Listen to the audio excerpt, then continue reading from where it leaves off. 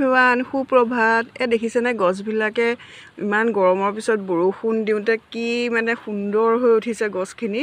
পাতবিলাক একেবাৰে ঠন ধৰি উঠিছে আৰু একদম গোটেই মোৰ বাগানখন একদম পুৰা গ্ৰীণ হৈ গৈছেগৈ। একদম মানে বহুত ভাল লাগিছে আৰু সিহঁতেও বহুত শান্তি পাইছে। খালি এটা কথা মন কৰিব লাগিব যে এতিয়া মানে বৰষুণৰ পিছত গছবিলাকত ফাংগিচাইড স্প্ৰে কৰিব লাগিব। মই ট্ৰাইকোডাৰ্মা ইউজ কৰিম কাৰণ জৈৱ ফাংগিচাইড, কিন্তু ট্ৰাইকোডাৰ্মাটো ইয়াত ইমান সহজে পাবলৈ নাই। গতিকে যদি আপোনালোকে নাপায় তেতিয়াহ'লে চাফ ফাংগিচাইডে 1 লিটাৰ পানীত 1 চামুচকৈ মিলাই গোটেই গছবিলাকত স্প্ৰে কৰি দিব লাগিব আৰু গুড়িটো দিব লাগিব।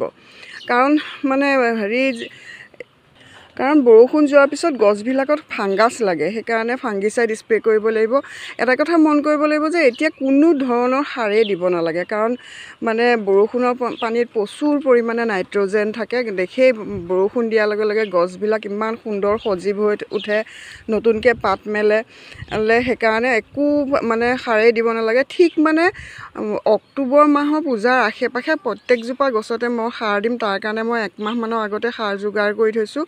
কেঁচু সাৰ, তাৰপিছত ভাৰ্মি কম্প'ষ্ট আৰু পাত পচা সাৰ গোটেইখিনি মিলাই পেলাই চূণ অকণ, কণী বাকলি গুড়া এনেকৈ দি পেলাই মই মানে থৈছোঁ ভালকৈ 1 মাহমানৰ আগতে। এতিয়া মই ইয়াত ডাঙৰ গছবিলাকত, সাধাৰণতে এই ডাঙৰ গছবিলাকত 1 কেজিমানকৈ দিম আৰু যিবিলাক সৰু গছ আছে, সৰু টাব আছে, তাক এমুঠি বা দুমুঠিমানকৈ দিম। কাৰণ ঠিক মানে অক্টোবৰ মাহ শেষ হোৱাৰ পিছত নৱেম্বৰত যেতিয়া ঠাণ্ডা আহিব তেতিয়া গছবিলাক সাধাৰণতে শীত নিদ্ৰাত যায়। তেতিয়া তাহাঁতে একো তেনেকৈ খোৱা মেলা নকৰে আৰু পানীও ইমানকৈ দিব নালাগে। সপ্তাহত 1 বা 2 দিন পানী দিলেই হয়। আৰু ঠিক জানুৱাৰী মাহৰ শেষৰ ফালে সিহঁতৰ শীত নিদ্ৰা ভাঙে আৰু তেতিয়াই গছবিলাকত ফুল ফল লাগিবলৈ আৰম্ভ কৰে। সেইকাৰণে তাহাঁতক আগতীয়াকৈ খাদ্য দি প্ৰস্তুত কৰি থ'ব লাগে।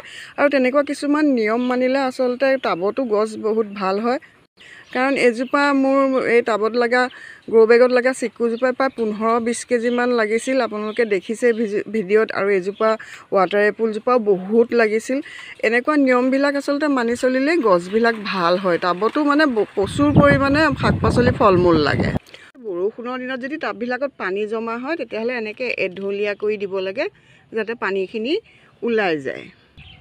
আৰু এটা কথা মন কৰিব লাগে যে এতিয়া গছৰ গুৰিত কোনো ধৰণৰ লিকুইড ফাৰ্টিলাইজাৰ দিব নালাগে, যেনেকৈ শাক পাচলি তিওৱা পানী মানে গোবৰ তিওৱা পানী একো দিব নালাগে, কাৰণ ফাংগাছ লগাৰ ভয় থাকে। মই যি সাৰ দিওঁ পূজাৰ সময়তে দিম, কাৰণ পূজাৰ পিছত গছবিলাকে প্ৰায় পাতবিলাক সৰাই দিয়ে শীত নিদ্ৰাত যোৱাৰ আগতে।